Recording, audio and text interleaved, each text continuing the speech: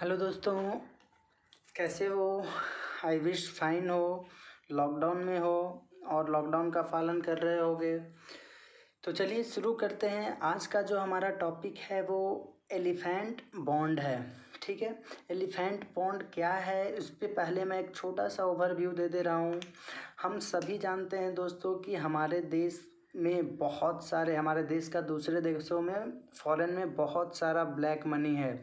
अगर आप डाटा सुनना चाहते हो तो लगभग ये 300 लाख करोड़ के आसपास पहुंचता है।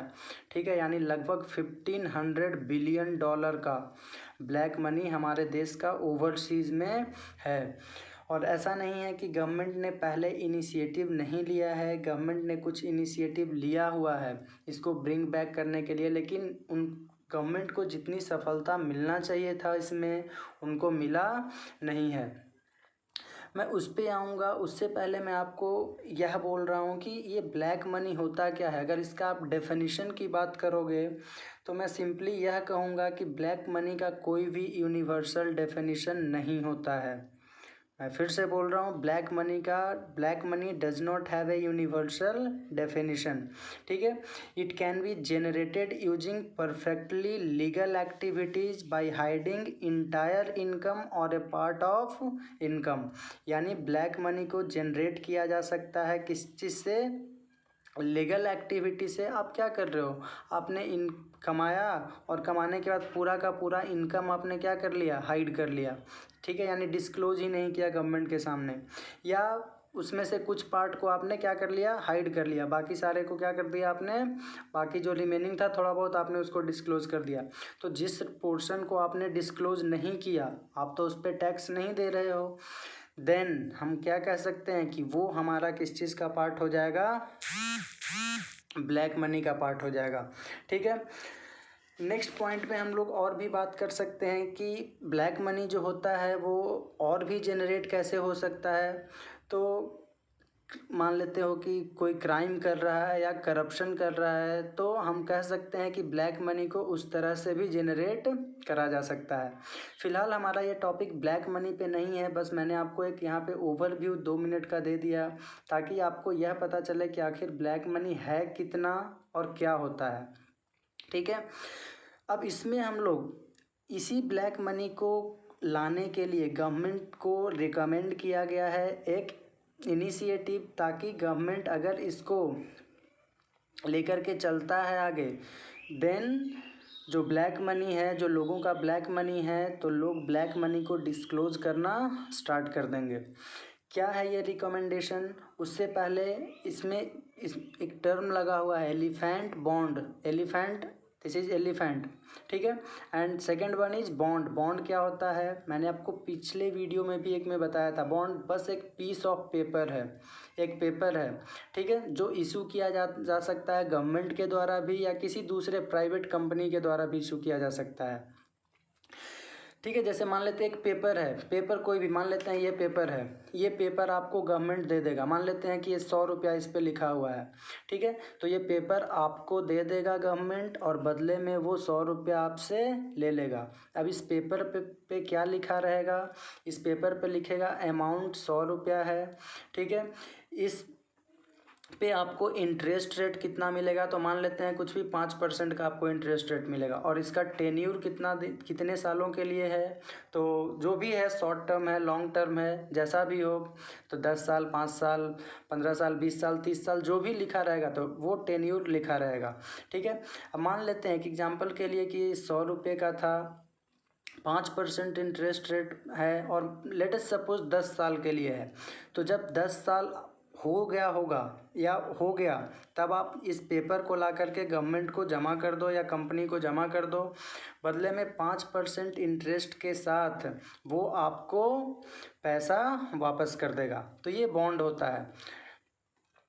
अब यहाँ पे जो बॉन्ड है वो एलिफेंट बॉन्ड है। इसका अगर बैकग्राउंड की मैं थोड़ी सी बात करूँ तो क्या है, द मिनिस्ट्री ऑफ कॉमर्स ने इसको कॉन्स्टिट्यूट किया है, the ministry of commerce constitute किए क्या, एक हाई लेवल एडवाइजरी ग्रुप को, जिसमें कितना मेंबर था, तो 12 मेंबर थे। कब किए, तो सितंबर 2018 में।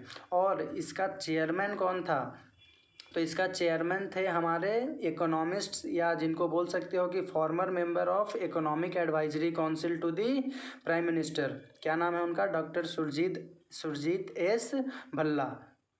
फिर से एक बार मैं रिपीट कर दे रहा हूँ, क्या है ये?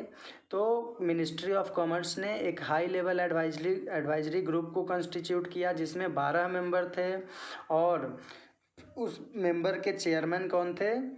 Doctor Surjit S Bhalla. Doctor Surjit S Bhalla जो अभी क्या हैं, तो ये अभी इनको अपॉइंट किया गया है executive director for India at the IMF। ठीक है, यानी IMF में इंडिया की तरफ से एग्जीक्यूटिव डायरेक्टर अपॉइंट किया गया है इनको। क्लियर है? अब नेक्स्ट में हम लोग बात करते हैं कि इसका एम क्या है। तो एम मैंने आपको पहले ही बता दिया कि जो भी ब्लैक मनी है हमारा ओवरसीज़ में, ठीक है, यानी विदेशों में, फॉरेन में, जो टैक्स इवेडर्स के द्वारा नहीं दिया गया है, वो वहाँ से लेकर के आए ब्लैक मनी को, और यहाँ ला कर के हमारे गवर्नमेंट के पास डिस्क्लोज़ करें। अगर वो ब्लैक मनी हमारे देश में आता है तो उस ब्लैक मनी से हम लोग क्या कर सकते हैं? तो that will contribute to the progress of nation. ठीक है, हमारे नेशन का प्रोग्रेस होगा, इंफ्रास्ट्रक्चर डेवलपमेंट हो सकता है। ठीक है, यानी बहुत सारे प्रोजेक्ट्स जो पेंडिंग में हैं, ठीक है, या बहुत सारे प्रोजेक्ट्स जो जिस पे कोई इनिशिएटिव नहीं लिया गया, बहुत सारा जो हमारे कंट्री में क्या है, बेरोज़गारी है, तो इन सभी चीज़ों का अगर इंफ्रास्ट्रक्चर प्रोजेक्ट्स आएगा तो जो अनएम्प्लॉयड यूथ हैं उनको क्या हो सकता है? रोज़गार मिल सकता है। तो यही रिकमेंडेशन यहाँ पे, यही एम है गवर्नमेंट का कि इस ग्रुप का यही एम है कि अगर आप इस बॉन्ड को लेकर के आते हो तब लगभग आपको $500 बिलियन का ब्लैक मनी आ सकता है। टोटल कितना है? 1500 बिलियन, ठीक है, डॉलर, जिसमें से इससे सिर्फ 1/3 का ब्लैक मनी वापस आ सकता है। क्लियर है इतना? नेक्स्ट, अब इस बॉन्ड में है क्या? तो इस बॉन्ड में यह बोला जा रहा है कि मीनिंग क्या है इसके बॉन्ड का?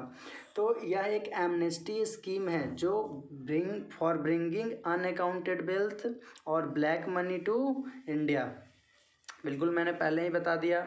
हाँ, एमनेस्टी का मतलब आपको यहाँ पे बता रहा हूँ कि ऐसा नहीं है कि आप ब्लैक मनी को लेकर के आओगे तो आपको प्रोसिक्यूट किया जाएगा या किसी तरह का, यानी वो सब कुछ नहीं है सीन यहाँ पे। सिंपली आप लेकर के आओ अपने ब्लैक मनी को, और जो भी क्राइटेरिया यहाँ पे है उसको फॉलो करिए, और आपका ब्लैक मनी बस वाइट हो गया।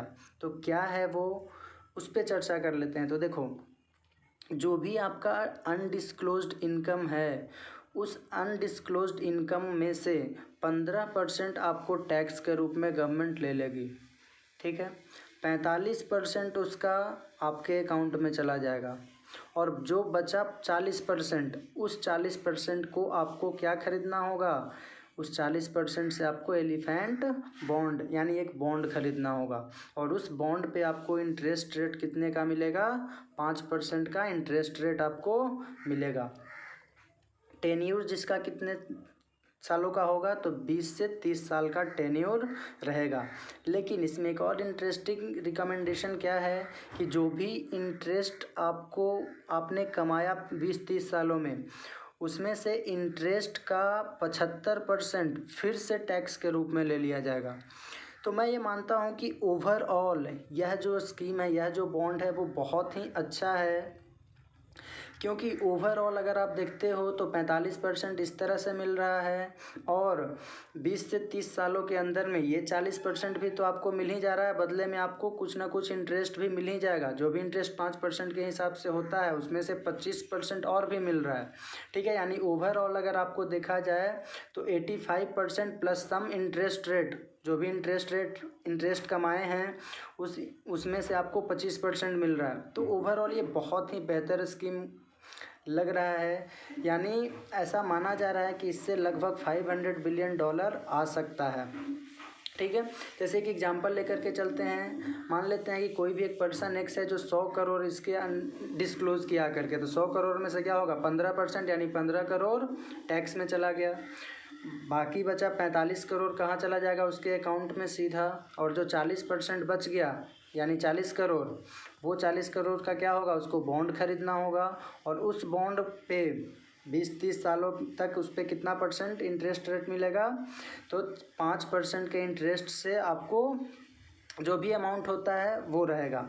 अब जो इंटरेस्ट उसका हुआ, उस इंटरेस्ट का 75% फिर से गवर्नमेंट टैक्स के रूप में ले लेगी। क्लियर है दोस्तों? तो ये था एंड वीडियो का। आई थिंक आपको समझ में आया होगा। अगर थोड़ा सा भी समझने में आपको तकलीफ़ है या समझ में नहीं आया तो कृपया वीडियो को दोबारा देख लें, आपको बेहतर समझ में आएगा। और इसका मैं एक फ़ोटो डाल दे रहा हूँ वीडियो के लास्ट में, ताकि आपको नोट्स बनाने में कोई तकलीफ़ नहीं हो। धन्यवाद दोस्तों, जय हिंद।